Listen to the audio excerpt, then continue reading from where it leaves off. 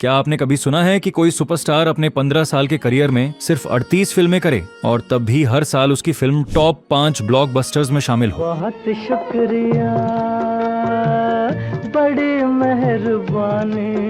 एक ऐसा चॉकलेटी हीरो जिसके पर्दे पर आते ही थिएटर्स में सीटियां बजती थीं। लाखों है निगाह में, जिंदगी की राह में, सनम हसीन जवान।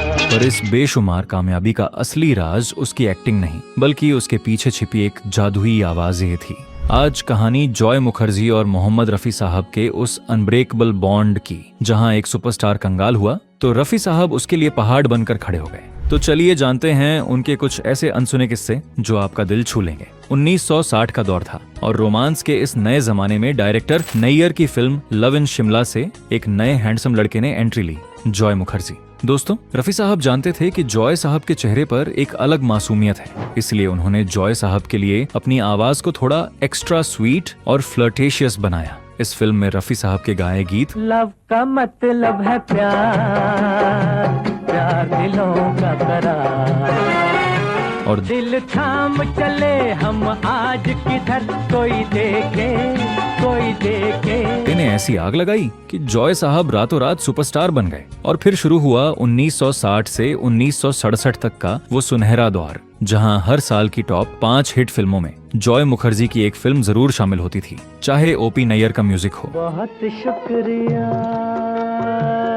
बड़ी मेहरबानी में या लाखों है निगाह में, जिंदगी की राह में, सनम हसीन जवान कि वो बेमिसाल रेंज, जॉय साहब की कातिलाना मुस्कान और रफी साहब की मखमली आवाज ने ऐसा जादू किया कि पब्लिक दीवानी हो गई। 1966 में आई लव इन टोक्यो में जब रफी साहब ने गाया आजा रे आ जरा,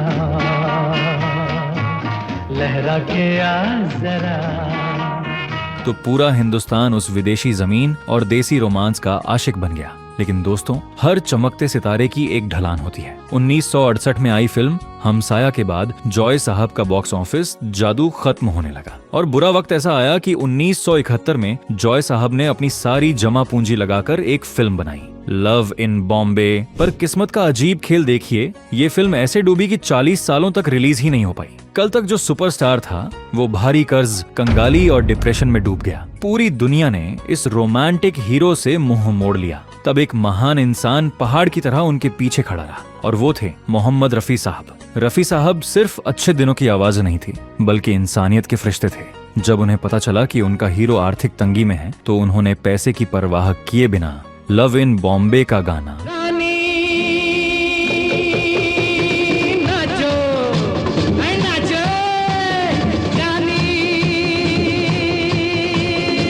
खुशी खुशी गाया।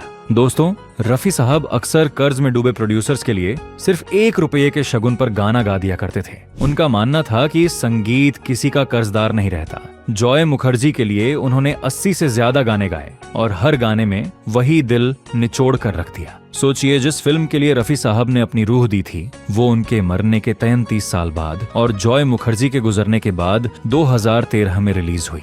जब थिएटर में उनकी आवाज गूंजी तो लोगों की आंखें नम थी।